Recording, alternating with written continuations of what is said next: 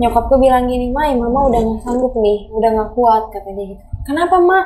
Nggak tahu, ini kepala kayak diputer-puter, kata dia. Terus gue bilang, udah dong, kalau emang lu mau nyerang gue aja, jangan ke anak, jangan ke orang tua gue, gitu kan.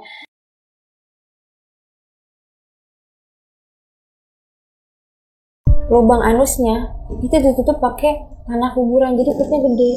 Ya Allah, perutnya gede banget.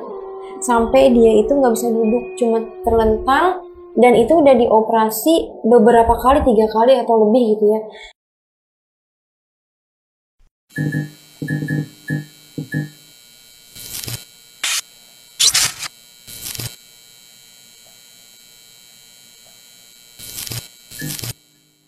Assalamualaikum warahmatullahi wabarakatuh. Kembali lagi bersama gue Sherly di Diary Neng Sherly. Cuma ada Ramang Sadayana. Semoga kalian selalu sehat dan selalu dilindungi oleh Allah Subhanahu wa taala. Amin ya rabbal alamin. Kali ini gue bukan ada di studio gue, tapi ada di studio salah satu YouTuber yang semuanya itu kalau cerita dia tuh viral, guys.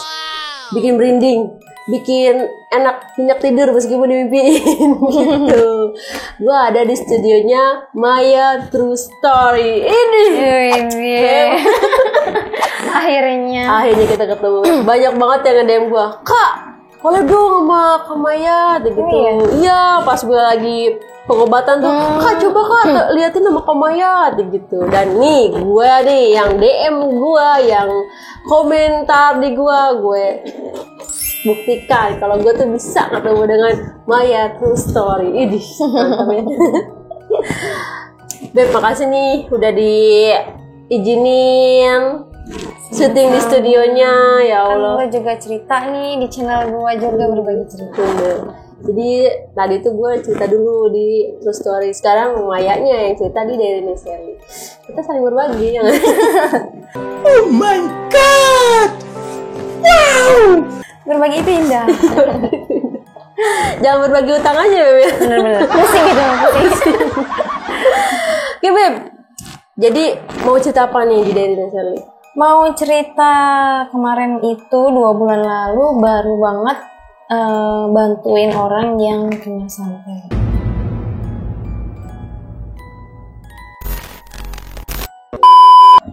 Santet lagi dan lagi. Itu apa, Beb? Di tahun 2020 masih ada aja ya. Ada. Ternyata memang makin banyak sih, makin banyak sih santet kayak gitu. Dan kita cerita kayak gini untuk berbagi ke orang-orang agar tidak melakukannya. Betul, jangan dicontoh maksudnya. Betul itu. Gue semakin penasaran sama ceritanya Bebek Maya, karena gue tuh sama dia udah paling babeb gitu ya, udah deket. Jadi ya udahlah ya, jangan ini, jangan dibully ya. Sebelum kalian nonton, sebelum kalian dengerin ceritanya dari Kak Maya nih, alangkah baiknya kalian subscribe, like, comment, dan share, dan juga langsung kepoin channelnya Kak Maya, Maya True Story. Kalian udah pasti pada tahu dah, ya kan? Kalian kalau misalkan mau yang mau bercerita ataupun mau jadi narasumber, langsung aja DM ke IG gua ataupun IG dari Neng Sherly. Langsung aja cerita ke Maya True Story. Nah, Beb, silakan Beb.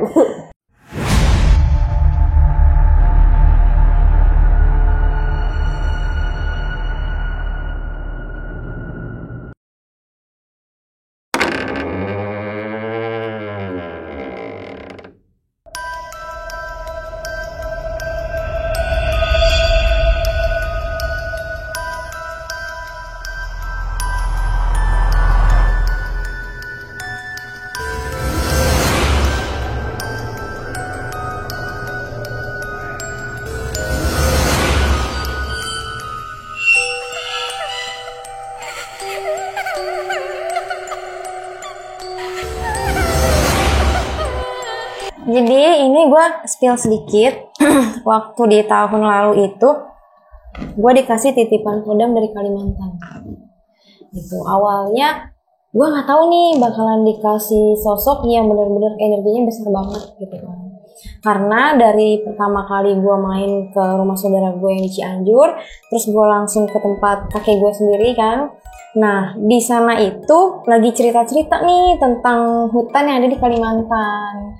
Cerita-cerita, terus ada salah satu temen spiritualnya kakek gue ini yang abis ngelawan si sosok jin yang ada di Kalimantan itu. Awalnya dia ngetes tuh ya kan, dia ngetes minta diliatin. Pas kemarin dia bertarung sama si sosok jin itu. Gue pikir, wah kayaknya gue mau dites nih gitu kan. Gue tuh agak ragu juga gitu buat bisa gak sih gue nih ngelawan, maksudnya ngelihat sekelas jin-jin kayak begitu gitu kan.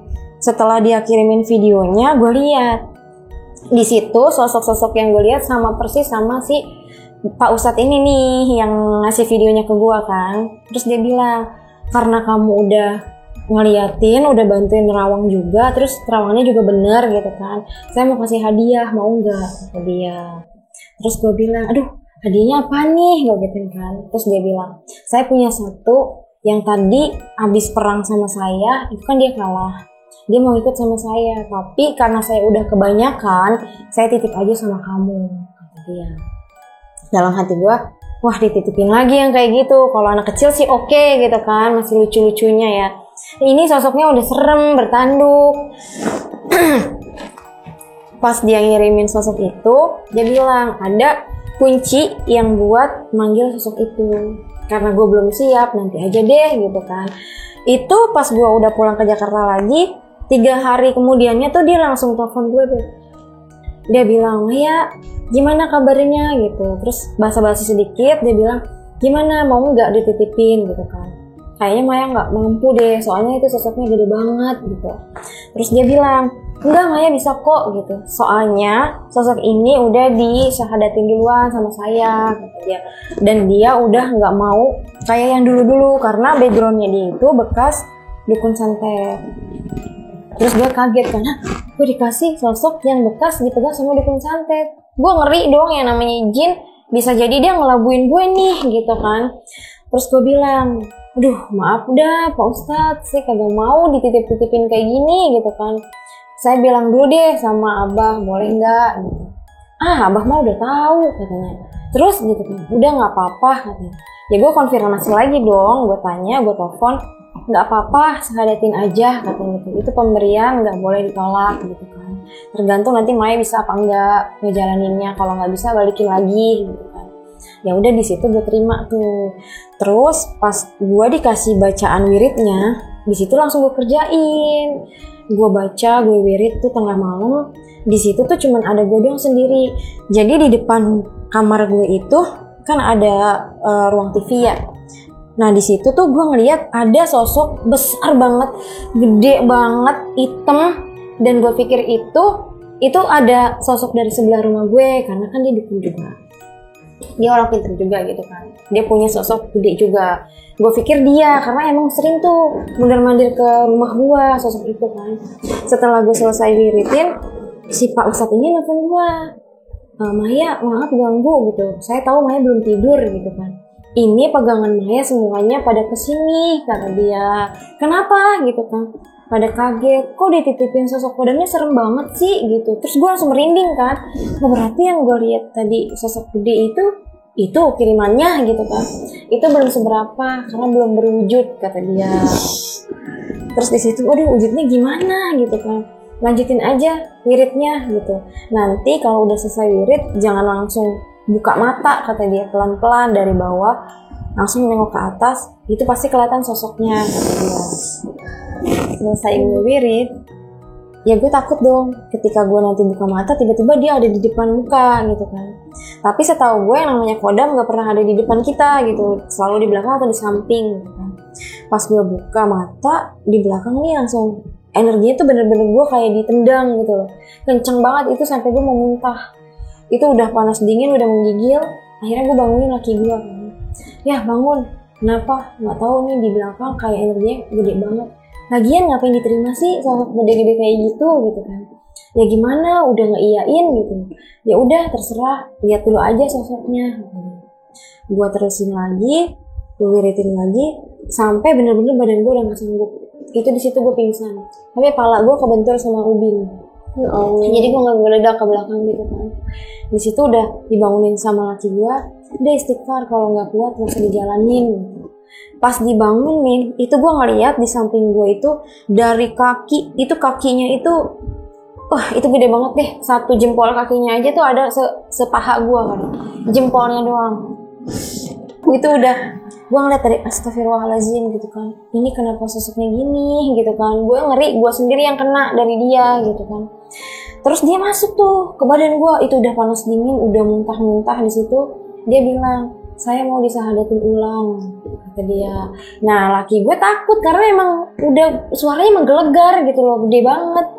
Ya udah baca ikutin ya gitu kan, disahadatin. Terus dia bilang, nanti setelah kamu sahadatin saya, kenalin ke semua keluarga kamu. Takutnya kalau saya nggak kenal, siapapun yang ibaratnya ada salah kata ke gue nih, takutnya diinin sama dia karena dia nggak kenal gitu kan. Besokannya dikumpulin lah tuh semua keluarga gue kan. Dia masuk tuh, suaranya kenceng banget. Terus dikenalin satu-satu. Dia udah dikenalin semuanya, udah tuh dia keluar lagi kan. Ada tante gue ini punya adik ipar. Nah dia bilang, Mai, ini kan backgroundnya si ini kan bekas latihan santet gitu kan, bisa nggak sih ngeliatin orang yang kena santet, kata dia. Nggak tahu teh, soalnya kan belum pernah tahu cara mainnya gimana gitu kan. Coba, kata dia.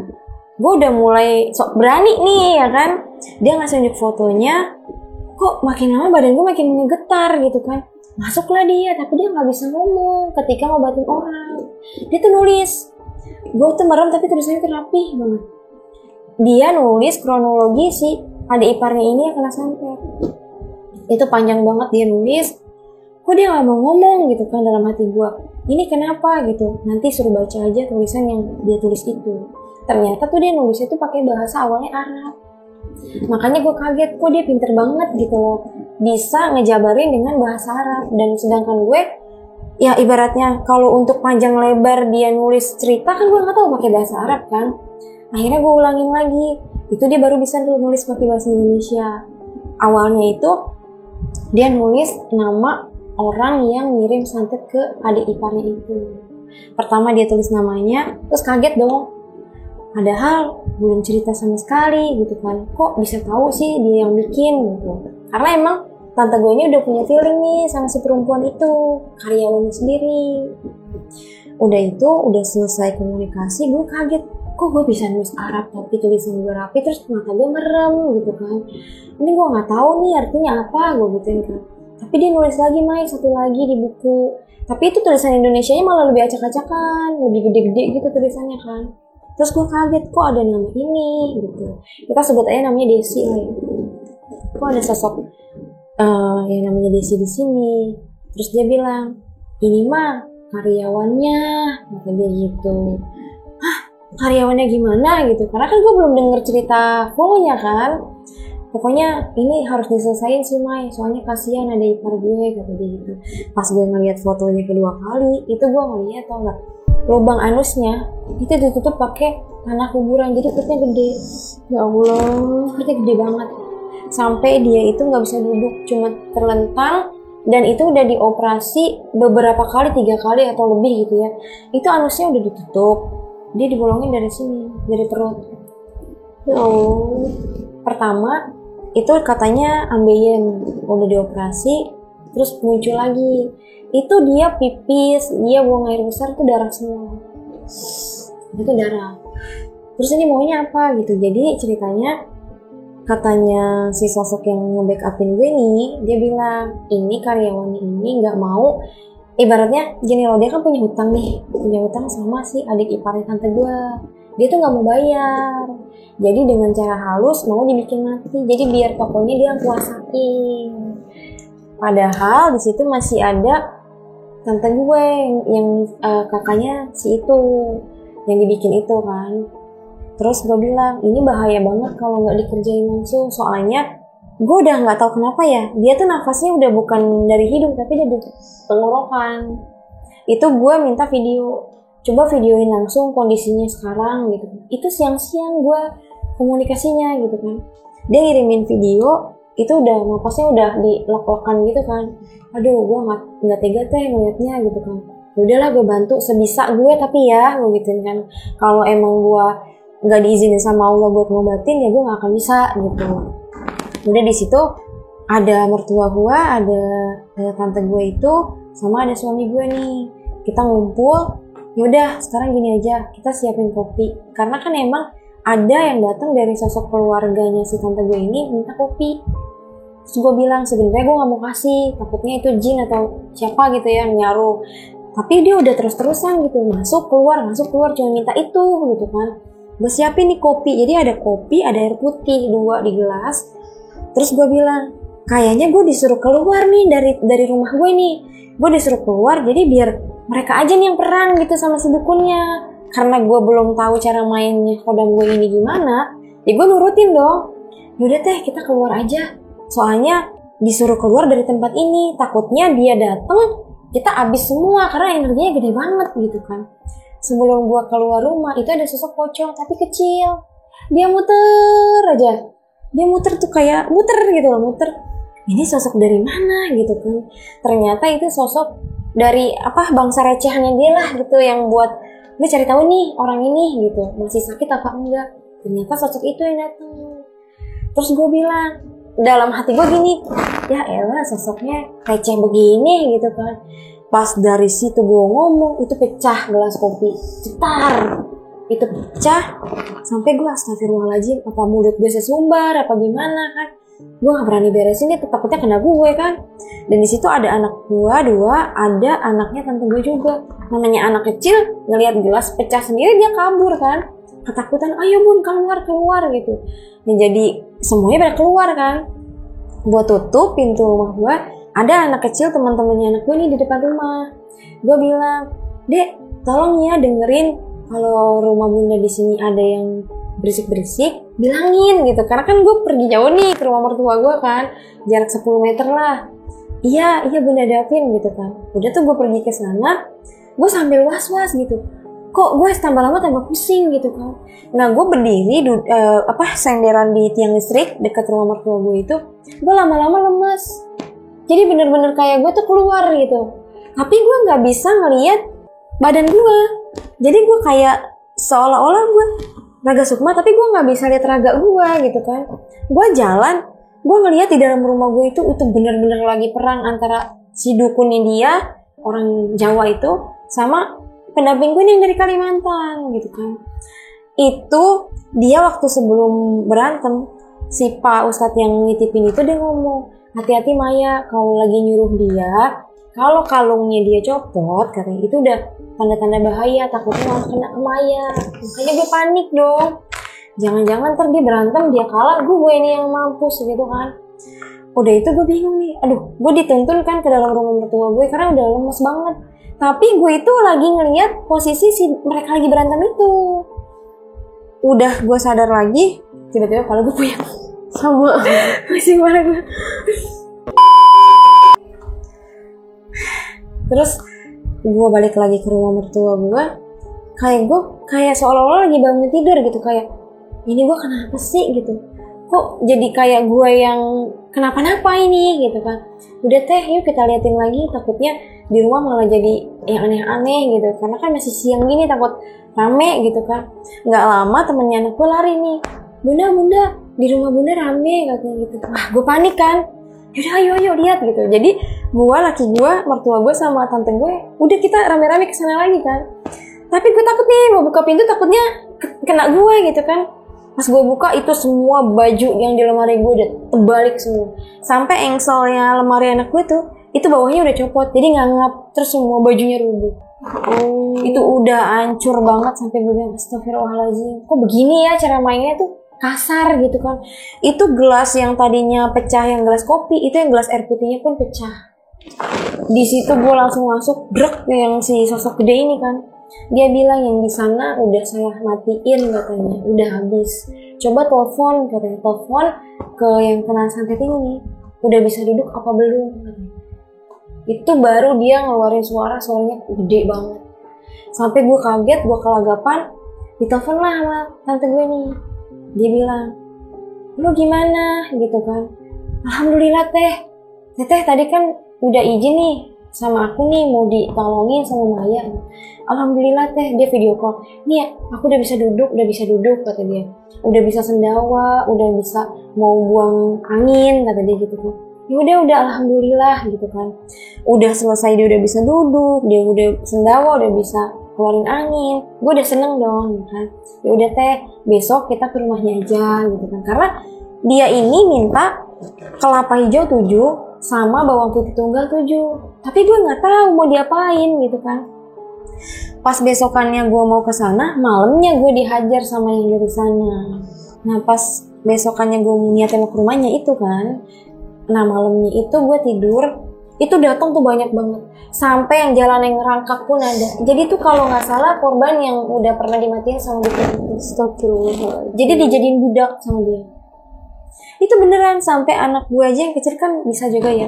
Itu dia malam badannya panas terus gigil kejam. Sampai gue bilang kalau lu mau ngelawan gue, jangan ngelawan anak gue. Anak gue nggak tahu apa-apa gitu kan. Ntar kalau gue udah siap, lu boleh deh mau serang gue kayak gimana. Gue langsung ngambil wudu, gue sholat tahajud. Pas banget gue duduk, itu di pantat gue beling.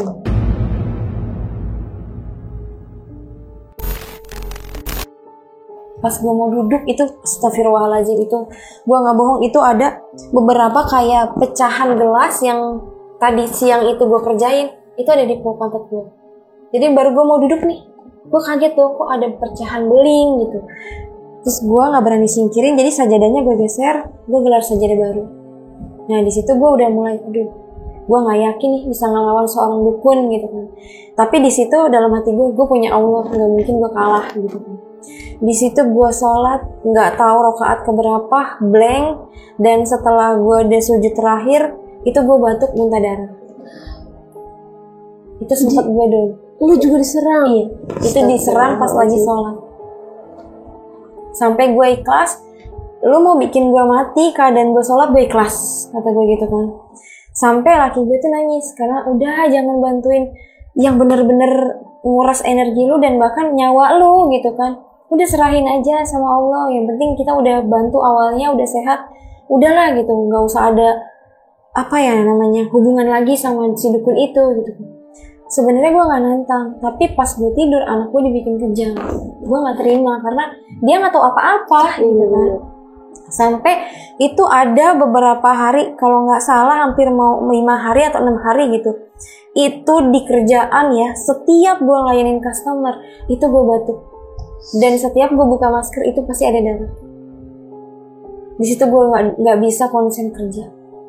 Sampai gue bilang sama atasan gue, bang, kayaknya gue udah nggak sanggup kerja karena lu tau lah gitu kan. Kemarin itu yang gue ceritain. Kenapa gitu kan? Lu lihat di masker gue. Terus dia kaget. Ya ampun Mai gitu. Kok begini banget? Udahlah, nggak usah diterusin gitu kan. Gue nggak sanggup bang. Setiap gue break, setiap gue keluar dari tempat kerja, itu gue ngerokok, gue makan, nggak pernah batuk. Pas gue balik lagi ke tempat kerja, itu gue batuk. Gue mau podcast, gue begitu. Sampai gue mau diundang ke channel orang lain, gue kayak gitu. Sampai gue kayak, ya udahlah, gue ikhlasin gitu kan. Kalau emang ini takdir dari Allah, gue ikhlas gitu. Tapi kalau emang ini buatan si dukun, gue masih terus mau ngelawan gitu kan. Itu di hari ke-6, bokap gue bilang, Mai, ayah dimimpiin. Maya itu minta izin, katanya ayah, Maya mau keluar dari sini, udah nggak sanggup. Itu bokap gue nangis. Ya, Iya. ya Allah. Gue sungkem di bokap gue, dia bilang, ayah, Maya mau pamit ya, soalnya udah nggak sanggup. Sampai gue angkat tangan katanya. Tapi sama bokap gue tetap dipegang tangan gue. Dia bilang, kamu kuat. Kamu pasti bisa ngalahin dia, kan kamu ikhlas, kata dia gitu kan. Di situ tuh gue kayak, masa sih ya gitu, bener, Maya buang baju aja, kata dia gitu kan. Gue cari baju gue yang udah gak kepake dong. Itu gue kuntel-kuntel dengan niat gue, udah cukup sampai di sini aja, gue nggak mau perang lagi gitu. Ya gue minta lu tobat aja, gak usah ngelawan gue lagi. Gue emang gak ada apa-apanya, gue gitu. Karena belakang rumah gue kali, jadi gue langsung lempar kan. Gue ngelempar. Nah itu ada petugas PPSU yang baju oranye-oranye itu loh. Iya. Terus dia bilang ke bokap gue, karena bokap gue itu sering mancing di kali itu di belakang rumah gue kan. Dia bilang, Pak, itu anaknya ya gitu kan, yang kemarin buang baju gitu. Iya kenapa? Katanya gitu. Kok bajunya dibuang ada kuntelan rambut, kata dia. Itu gue kaget karena gue nggak pernah nyisipin rambut gitu kan. kok bisa tahu? Iya pas ngebuang kan ada saya lagi geserin sampah, kata dia gitu. Ya saya pinggirin, karena kan bajunya juga masih bagus gitu, kenapa dibuang? Itu gue buang cuma gue kuntel biasa. Kan kalau dilempar logikanya dia langsung mekar kan baju kan, gak mungkin dia ngegumpal gitu. Pas dipisahin ternyata dibuka itu ada gumpalan rambut. Tapi gue nggak tahu itu bukan rambut gue, karena rambutnya panjang-panjang. Rambut siapa? Di situ pas banget malamnya nyokap gue sakit. Nyokap gue bilang gini, Mai, mama udah nggak sanggup nih, udah nggak kuat, kata dia gitu. Kenapa Ma? Nggak tahu, ini kepala kayak diputer-puter, kata dia. Terus gue bilang, udah dong, kalau emang lu mau nyerang gue aja, jangan ke anak, jangan ke orang tua gue, gitu kan. Pokoknya siapapun lu deh, yang ibaratnya lu tahu deh gue siapa, gitu kan. Udah jangan ke nyokap gue. Dia masuk ke dalam nyokap gue. Tahu baju gue dibembeng sama dia, terus jidat gue digini-giniin sama dia. Dia bilang, kamu itu masih anak bocah, kata dia. Iya masih anak bocah, gue beterin kan. Kamu gak usah ikut-ikutan. Saya mau ngabisin dia, kamu gak usah halang-halangin. Gue panggil dong situ tante gue. Gue bilang nih sama laki gue, panggil gitu kan. Iya dia manggil, terus tante gue ngeliat nangis. Ya Allah Mai gitu. Kok bisa sampai kayak begini gitu kan. Itu masih baju gue masih dibembeng, leher gue masih kena kecekek gitu kan. Dia bilang, kamu masih anak bocah, katanya. Iya saya masih anak bocah, saya gak ada apa-apanya. Kalau kamu mau ngelawan saya, lawan Allah aja. Karena saya udah pasrahin semua sama Allah. Terus dia melotot, mata nyokap gue udah sampai juling-juling, lidah nyokap gue digigit sama dia. Itu langsung gue buka dong, karena lo jangan ngelukain nyokap gue gitu kan. Masuk aja, gak usah ngelukain. Sampai nyokap gue lidahnya sampai melet-melet gak karuan gitu, sampai matanya udah kemana-mana. Dan di situ gue ingat banget, nyokap gue itu punya pegangan di tangan sama di kaki, karena kan nyokap gue tukang urut ya. Di situ nggak tahu gue ada bisikan kayak, udah Mai pegang aja jempol kakinya gitu, karena jempol kakinya nyokap gue aneh gitu. Jadi di situ nggak tahu ya ini percaya atau enggak, tapi emang real gitu kan. Nyokap gue itu di jempol kakinya ada anak ular kecil. Itu kalau dateng sakitnya minta ampun. Tapi dia juga yang bisa nolongin di saat nyokap gue kesurupan, di saat nyokap gue diserang orang. Itu cuma gue pegang doang, itu dia langsung muntah. Itu muntahnya kuning banget.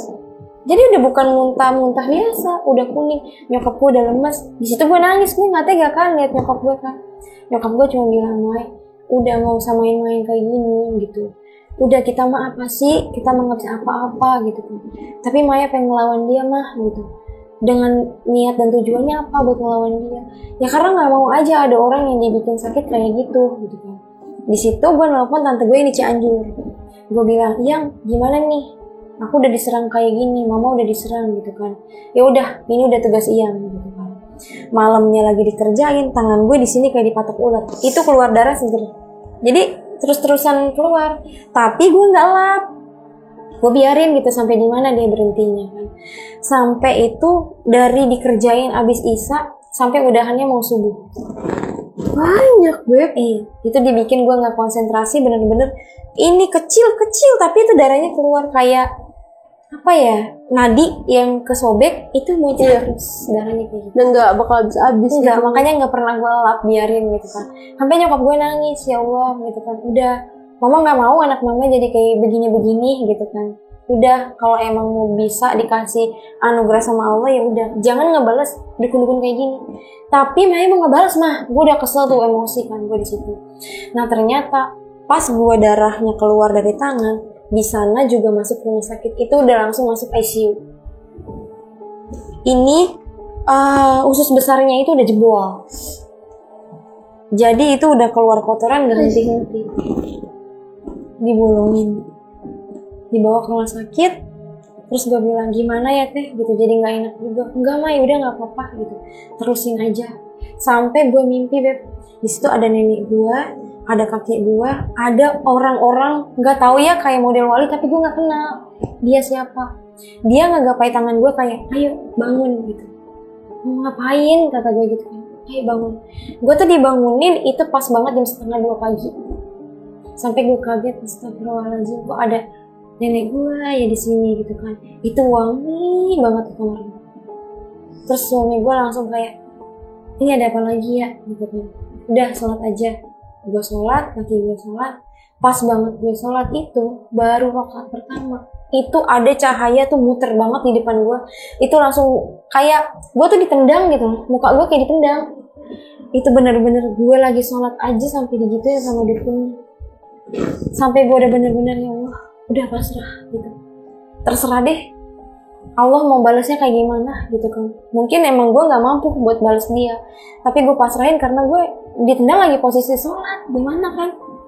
Sampai laki gue nengok, ngebatalin, astagfirullahaladzim. Sampai dia kesel juga gitu. Ya udah deh lu lawan gue gitu kan, sampai teriak-teriak. Gue udah bilang udah gak usah ya, biarin aja gitu kan. Pas gue dibangunin, tante gue lari-lari ke rumah gue jam 1:30 pagi. Ketok-ketok, Mai. Tuh bukain, karena gue udah gak sanggup kan. Kenapa teh gitu kan, minta doanya katanya gitu. Kenapa gue gituin kan. Udah itu udah gak tahu antara hidup dan mati gitu. Terus di situ gue cuma bisa nangis. Gue gemeter sampai kayak ya Allah gitu, apa ini gara-gara gue gitu kan. Gue jadi kayak gue ngerasa bersalah, gue nggak mampu tapi gue sok bisa gitu kan. Sampai gue nangis, ingat banget tuh di tangan gue masih ada tasbih, gue ngelap. Gue nggak sengaja ngelap gini, ya Allah gitu kan, kalau emang nih penyakit dari kamu, ya udah tolong sembuhin. Tapi kalau ini penyakit dari manusia, tolong deh kamu yang habisin. Pas banget gue ngelap air mata gue pakai tasbih itu, tante gue langsung balik lagi. Alhamdulillah Mai, itu yang itu jantungnya itu ada lagi. Kata gue ya Allah, kata gue gitu kan. Emang ini udah tangan Allah lah yang ngerjain gitu kan. Emang gue nggak bisa apa-apa.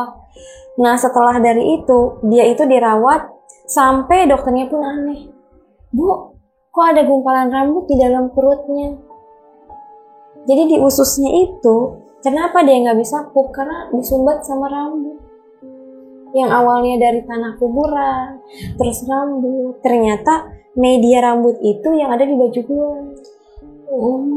Jadi pindahin lagi ke dia. Masuklah ke usus besarnya. Aduh gimana caranya ya, kata gue. Kasian juga ngeliat orang kayak gitu kan. Mau nengokin tapi karena emang lagi covid lagi naik-naiknya, ya udahlah gue nggak bisa nengokin gitu kan, cuma bisa ngedoain aja. Tapi anehnya itu setelah dari si dokternya tahu kalau itu ada rambut, itu kan udah diambil tuh sama dokternya kan, udah dipisahin. Udah bu, kalau bisa dibakar aja kata dokternya gitu kan. Itu dari setelah itu nggak tahu ya, ini bener-bener real ya, keadaan apa ya, orang yang udah nggak berdaya, ini ususnya udah dibolongin, udah pakai alat buat pup gitu kan, itu setelah dioperasi bisa lagi gitu. Jadi berfungsi lagi anusnya. Jadi walaupun ini udah bolong, dia operasi nih untuk tutup ini. Jadi kembali lagi normal, pupnya lewat anusnya. Di situ yang kayak, ya Allah, ini bener-bener doa kita semua tuh dijabah gitu kan. Sampai sekarang pun udah sehat, tapi larinya itu, dikerjainnya itu di dagangan warung ayam bakar atau pecel ayamnya dia. Itu masih aja. Iya masih. Sampai sekarang itu kan dia udah bisa jalan, udah bisa aktivitas, cuman jalannya agak ngangkang karena memang dari itunya bekas dioperasi kan. Dioperasi, dibuka lagi, ininya dioperasi lagi. Jadi emang bener-bener disiksa gitu orang itu kan. Sampai dia ikhlasin, ya udah ambil toko gue semuanya buat lu. Gue nggak mau ada urusan lagi sama lu gitu kan. Udah diserahin, ceritanya gue mau bikin warung nih, warung makan gitu kan. Terus gue bilang, teh kemarin kayaknya pesannya belum disampaikan tuh yang 7 kelapa hijau sama 7 bawang putih tunggal gitu kan. Iya nanti deh nanti, tapi nanti sama dia nggak dikerjain gitu kan. Ya gue bisa apa, orang udah gue kasih tahu gitu kan, masa gue yang nagih terus kan. Niat gue kan cuma ngebantu gitu. Udah itu gue bilang teh gimana gitu kan. Oh udah sehat kok Mai. Dia pikir itu buat ngobatin penyakit yang kemarin itu. Dan gue juga gak tahu karena dibisikinnya cuma kelapa 7 sama bawang putih 7. Ternyata itu buat penangkal dagangannya dia. Pas banget dia baru opening. Tahu gak, itu nasi baru dimasak ya, itu udah lendir semua. Ayam baru digoreng itu udah dikerubungin lalat. Terus uang yang ada di lacinya dia tuh cuma ada 2.000-an, itu udah lecek, udah robek. Itu ditaruh di lacinya. Sampai gue bilang buang aja gitu kan. Udah dibersihin dulu tempat dagangnya. Dan pas gue kesana ngeliat gue satu karyawannya dia ada yang gue curigain. Karena emang masih ada saudara ternyata sama si yang dulu ngerjain ini. Tapi dia nggak tahu kalau ini masih saudara sama dia. Gue ngeliat dari gerak-geriknya setiap buka tempat dagang. Karena kan gue datang ke sana gue pantau dulu dari jauh. Gue bilang, gue pantau dari jauh ya, gue pengen lihat nih, soalnya ada satu karyawan lo yang gue curigain. Iya Mai gitu kan. Gue ngeliat setiap baru mau buka warungnya, itu sama dia disapuin terus sampahnya dia sama dia dikumpulin, dia nongkrong terus dia kayak baca-baca apa gitu. Nah itu sampahnya didiemin di pojokan deket warung dagangannya dia. Jadi nggak disaup gitu sampahnya. Abis dia nyapu dia kumpulin di satu sudut itu, dia kayak tahu itu cucian beras atau gimana ya, itu di sekelilingnya tuh di tempat dagangannya dia. Selepas dari itu nggak ada yang beli sama sekali. Super jahat banget ya. Sampai dia beli lemari yang buat pendingin daging, masa di dalam lemari es itu udah busuk, padahal kan dia baru potong ayam baru potong, dimasukin ke lemari esnya itu udah busuk, bau banget. Itu enggak ini ya, maksudnya enggak logika banget ya. Banget kan, itu freezer loh, yang berhari-hari aja itu masih seger. Seberbulan-bulan. Iya. Masa ini baru dimasukin udah bau, sampai dia komplain ke tempat ayam potongnya. Katanya ini baru dipotong, gak mungkin busuk. Tapi emang kenyataannya di dalam freezernya itu busuk. Gue bilang udah stop dulu deh dagangnya, karena kan fisiknya dia juga baru sehat gitu kan. Udah nanti dulu. Ternyata sampai sekarang itu dia masih dikerjain itu. Setiap malam itu dia tuh keluar darah, tapi cuma setetes udah hilang. Itu dari hidung. Jadi menjalar ke abangnya, nular. Jadi semua keluarganya mau dibikin sama dia. Waduh. Sampai sekarang itu. Makanya itu lagi gue bantu dikit-dikit. Karena yang abangnya ini kurang percaya dengan hal-hal mistis, dia gak mau ngedengerin omongan gue. Jadi dia masih, enggak ini mah gue karena panas dalam. Coba cek aja, emang gue selalu nyuruh cek dulu aja ke medis gitu. Pas dia ke medis beberapa dokter, baru di situ dia udah mulai panik. Gue gak ada penyakitnya gitu. Ya gimana? Salah satunya jalan ya, lu minta maaf dulu sama istri lu. Karena ada satu kesalahan yang memang istrinya masih belum ikhlas gitu. Tapi dia masih kekeh gak mau. Kayak egoisan sih. Iya. Gue bilang udah minta maaf aja, kali sembuh gitu kan. Emang apa yang salah apaan gitu. Iya kan kita gak tahu dari omongan kita, ke perilaku kita, namanya ke istri gitu. Lebaran aja enggak. Istrinya itu selama 5 tahun itu diselingkuhin. 5 tahun. Dan itu udah, gue bilang ini sakit karena emang dosanya dia. Iya. Udah akuin aja kesalahannya. Enggak mau. Sampai saudaranya pun yang bisa ngomong gini, dia mah karena dosanya sendiri katanya gitu. Suruh minta maaf aja teh sama lu katanya gitu. Gak mau. Terus gue pernah nemuin di tasnya dia itu ada batu cincin warna kuning. Terus gue bilang, teh ini di tasnya si AA ada batu kayak gini gitu kan. Ini batu pengasihan tahu. Jadi perempuan ngeliatnya tuh kayak serak aja gitu kan. Buang aja Mai, buang gitu kan. Pas gue buang ternyata itu sosoknya siluman kelelawar. Nah itu sosok kelelawarnya tuh gede banget. Itu bener-bener kesepret muka gue. Itu bener-bener pas gue mau masak ya. Karena kan gue kalau pulang kerja pasti gue masak, gue lapar gitu kan. Ayo anterin ke belakang. Terus gue buka pintu belakang rumah gue kan setengah tuh, separuh. Jadi atas gue buka, bawah masih ketutup kan. Pas gue buka atasnya langsung brak, nimpah ke gue. Itu piring yang gue bawa ada telurnya, itu pecah semua. Sampai gue juga gak tahu kenapa ada sosok itu gitu kan. Kenapa sih? Gak tahu ya, ada sosok kelelawar itu baru setengah sayapnya doang tuh nimpa muka gua gitu kan. Udah deh jangan diinin lagi kata dia gitu. Jadi merembet ke semuanya. Jadi kamu terus yang diganggu sama dia gitu kan. Udahlah gak usah ditakutin sama kayak gitu-gitu. Karena tuh gue selalu kayak ilmu-ilmu kayak gitu tuh enakan dilawan gitu kan. Kayak emang buat dimustahin gitu kan ilmu-ilmu kayak gitu. Udah selesai, datanglah tuh mamahnya si itu kan, tante gue datang. Mai tolongin dong katanya. Kenapa? Si AA nggak pulang-pulang katanya. Kata gue, males gue kalau nganuin orang-orang kayak gitu, gue gituin kan. Udah nggak ada kapoknya, maksudnya itu kan dia sakit kayak gitu karena istri juga ya, hidungnya selalu keluar darah, itu karena doa istri gitu kan.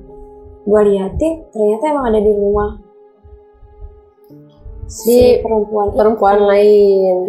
Dan itu dia punya dukun orang Cirebon.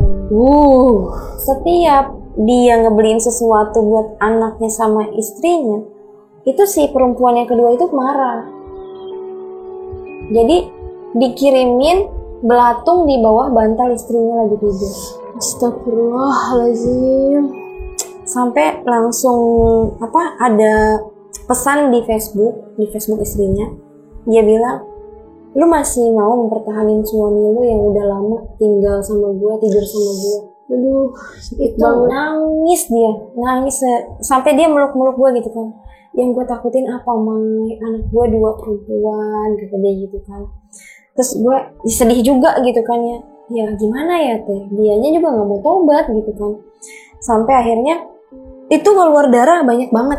Sampai dia bilang, "Ma, kenapa ya, Ma? Kenapa?" Itu udah netes terus tuh darahnya. Terus gue bilang, "Ya udah sih, minta maaf aja." Itu tetap kekeh gak mau. Ternyata dia punya pegangan yang dia itu kalau punya selingkuhan baru itu hartanya makin banyak. Tapi semacam kayak pesugihan ya, Bu? Iya. Gitu. Iya.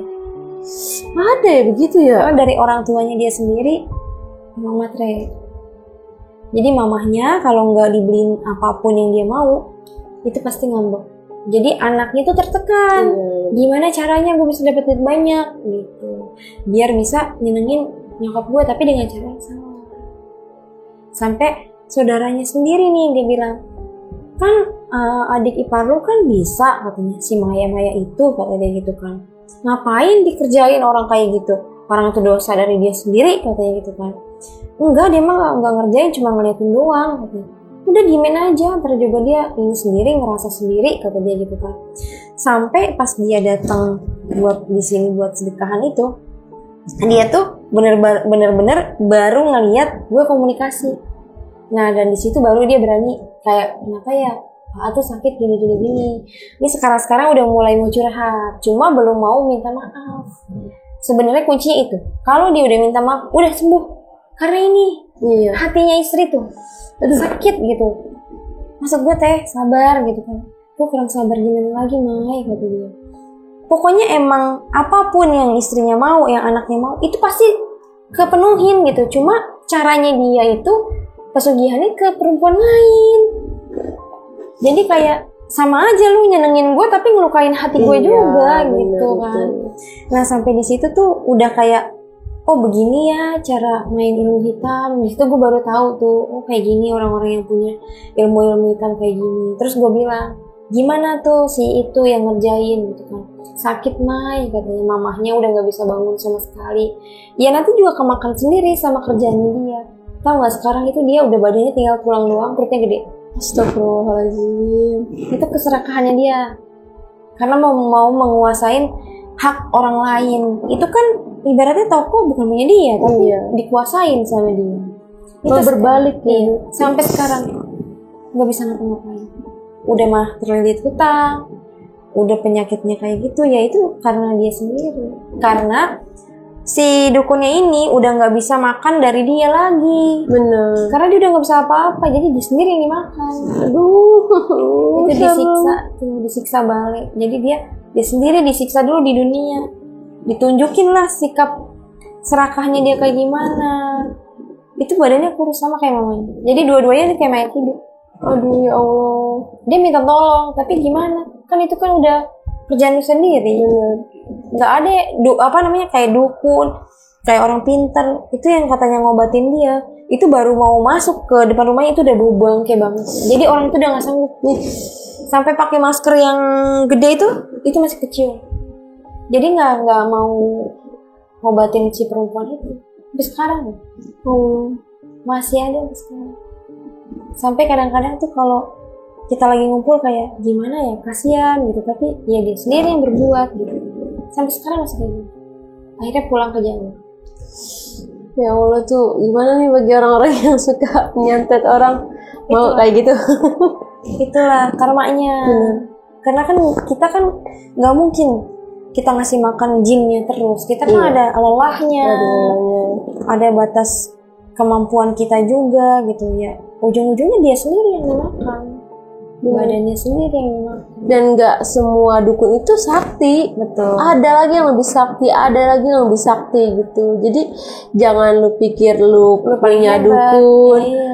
Mereka pasti tunduk sama lu. Enggak, mereka juga pasti pintar ya, Beb. Mereka juga cari bantuan gitu. Pokoknya jangan mau tertipu lah sama kayak pengobatan-pengobatan yang bilangnya sesuai syariat tapi ujung-ujungnya Iya, ada bener Beb. Gue yang ngerasain. sesuatunya ya kan? Iya bener, gue yang ngerasain tuh dulu. Jangan deh, jangan. Kadang orang ngeliat udah kayak gini, ngeliat terus tiba-tiba mau dong berobat sama dia, tapi dia nggak tahu gitu backgroundnya dia tuh dulunya gimana.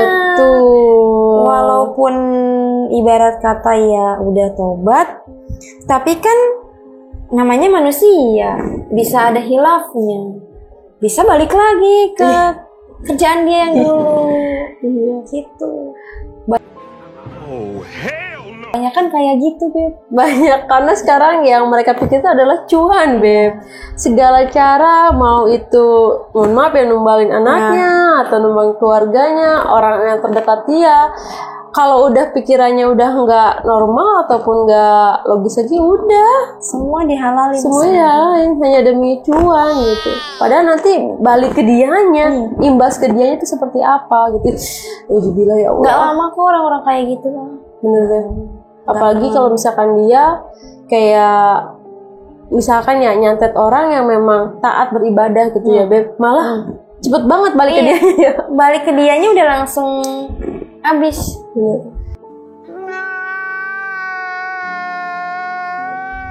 Bahagianya cuma saat ya Beb kalau begitu Beb. Ini ya, gue sedikit nih. Gue waktu itu, gue kan punya mantan tunangan gue yang meninggal ya.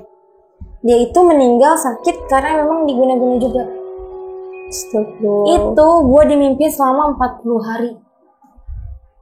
Tiap hari tuh Beb? Iya, gue dimimpiin. Dia bilang berteman harus hati-hati. Dia bilang kayak gitu. Iya, jangan berteman sama orang-orang yang gak benar. Tuh lihat, itu tahu nggak? Ada orang yang dirantai kayak anjing, kayak ngerangkak gitu. Perutnya gede sampai ngerangkak jalan. Aku mah di sini udah enak kata dia. Itu lihat yang bikin aja kayak gitu. Itu gue bener-bener sampai nangis gue ngeliat. Yang kulitnya sekelopek-kelopek. Itu demi Allah gue nggak bohong. Itu memang cuma mimpi tapi nyata gitu. Emang beneran ada. Sampai gue bisa ngeliat dia cuma setengah badan. Karena kan kalau di alam sana kan emang nggak ada kemaluan kan. Udah nggak ada tempat najis lagi kan di sana. Sampai gue ngeliat ya ampun gitu kan.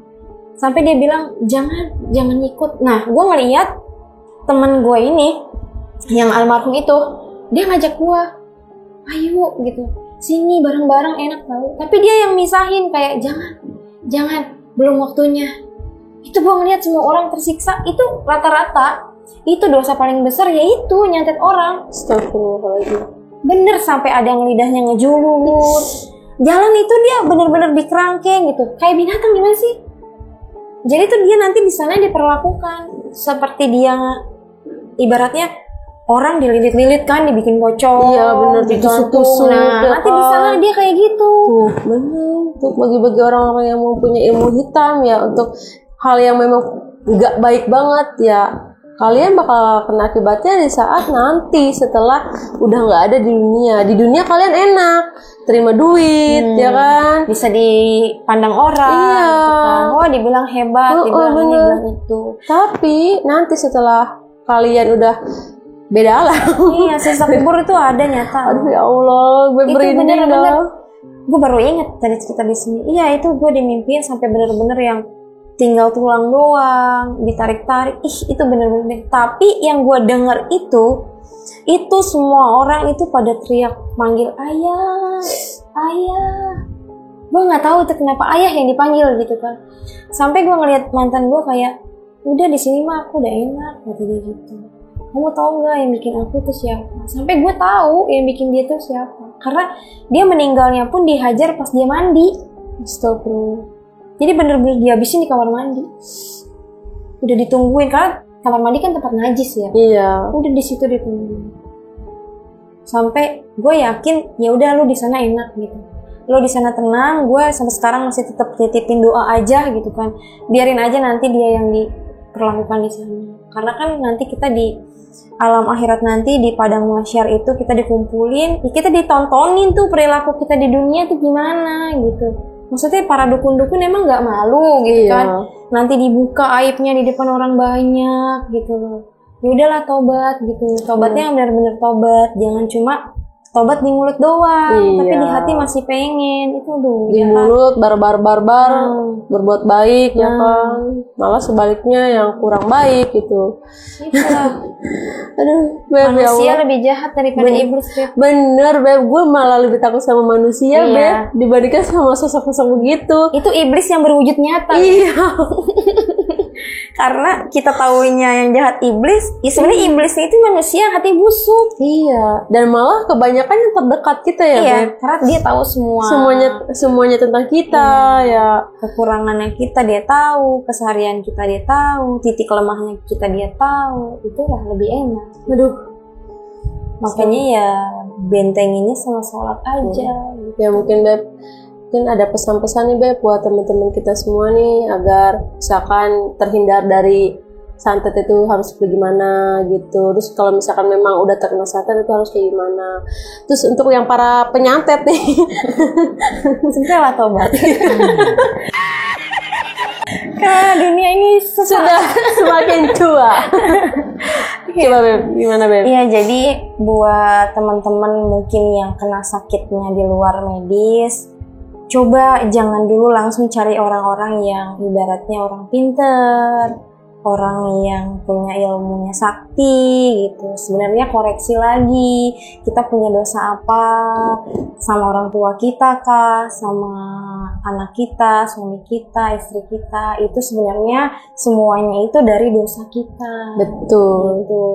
Jadi kalau emang bener-bener udah real banget, udah tahu kita kena santet nih, udah bener-bener tahu nih gitu kan, barulah kita cari orang yang bener-bener bisa tapi sesuai syariat Islam. Iya, yang tepat ya, Beb. Iya, dan sesuai syariat Islam itu emang gak langsung instan, tapi bertahap. Karena kan itu ilmu Allah. Iya. Kalau mau instan ya santetnya itu yang instan gitu. Tapi hasilnya tuh bener-bener nyata dan memuaskan. Karena Allah yang bertindak gitu.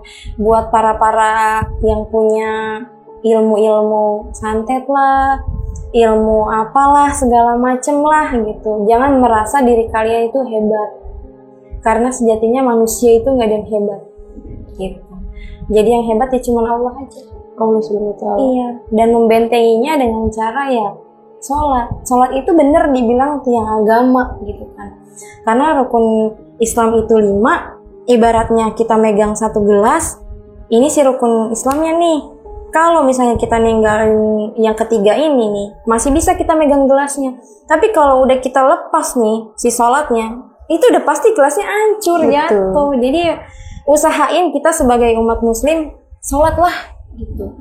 Yang namanya haji, puasa, zakat itu masih bisa diganti. Tapi kalau udah sholat itu nggak bisa. Wajibannya ya. Mau seburuk apapun kita, mau sejelek apapun kita, sholat tuh jangan ditinggalin. Karena semuanya berubah karena kita sholat. Iya. Karena kan ada yang malu ya, Beb, kayak kerjaan gue masih kayak gini, gue gimana mau sholat gitu kan. Sholat aja gitu, karena yang bisa ngerubah semuanya ya sholatnya itu. Karena memang berat ya, Beb, sholat itu berat. Awal-awal tuh memang berat ya. Tapi kalau misalkan kita memang kayak gimana sih bisa gitu karena terbiasa, itu hal-hal yang pengen kita lakukan kalau keburukan menurun, Beb. Iya, bener-bener apaan sih, kan gue udah sholat ya, kok gue melakukan itu ya gitu, langsung beneran itu kerasa banget gitu. Dan untuk para pelakor gemes. Beb, gimana, Beb, kalau pelakor nih, Beb? Ya Allah, mesti dibahas. Buat para pelakor ya zaman sekarang, apa sih yang hebat dari suami orang gitu loh. Maksudnya ngapain ngerelain harga diri lo gitu. Ibaratnya masih banyak kok di luar sana laki-laki yang jomblo. Ngapain harus suami orang lo rebut, dan lo itu percaya akan adanya karma. Ya udah, nggak usah dilakuin kayak gitu. Semuanya akan berbalik nanti ke diri lo sendiri. Kita di sini bukan bermaksud menggurui. Benar. Tapi kita Berbagi sharing aja. Iya. Ambillah hikmahnya dari setiap tontonan yang kita tonton. Bahkan itu pun ucapan kita pun untuk diri kita sendiri ya, Beb. Untuk cerminan diri kita sendiri. Kita ngedoain orang yang baik-baik, itu balik lagi ke kita. Gitu. Ini mulai berat kaki gue. Nggak tahu nih kenapa. Malah gue puyeng dari tadi. Masalahnya sosoknya itu tuh gede banget gitu. Oke teman-teman, gimana? Seru banget, pasti seru banget. Gue aja sampai mengok aja. Karena nggak mau habis, maksudnya ini orang harus cerita terus gitu. Pengennya sampai pagi, tapi kita udah nggak bisa sampai pagi ya Beb ya.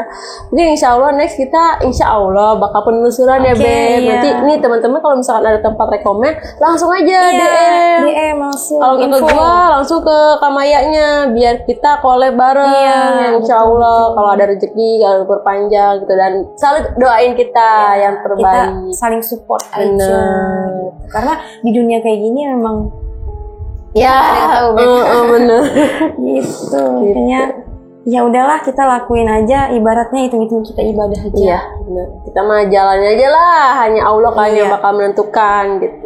Oke Beb, terima kasih udah mau berbagi cerita di Diary Neng Sherly. Aduh, mohon maaf karena kita udah mengganggu waktunya nih. Enggak masalah. Jangan kapok ya. Nanti kapan-kapan main ya ke studio ya Beb ya. Nanti kita berbagi cerita tentang santet lagi nih. Aduh, makin seru aja. Seru banget ini.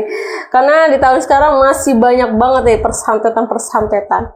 Oke Beb, sebelum kita tutup, kita mohon maaf dulu nih kalau misalkan ada perkataan atau ucapan kita yang salah, ya mohon dimaafkan, namanya manusia ya Beb. Betul, ada hilafnya. Betul. Oke, sebelum kita tutup, alangkah baiknya yang belum subscribe tolong di subscribe ya. Oke, jangan lupa nyalain juga loncengnya, takut ketinggalan gitu. Dan ucapin juga salam untuk Zelin. Dadah Zelin, dadah. Assalamualaikum warahmatullahi wabarakatuh. Dadah.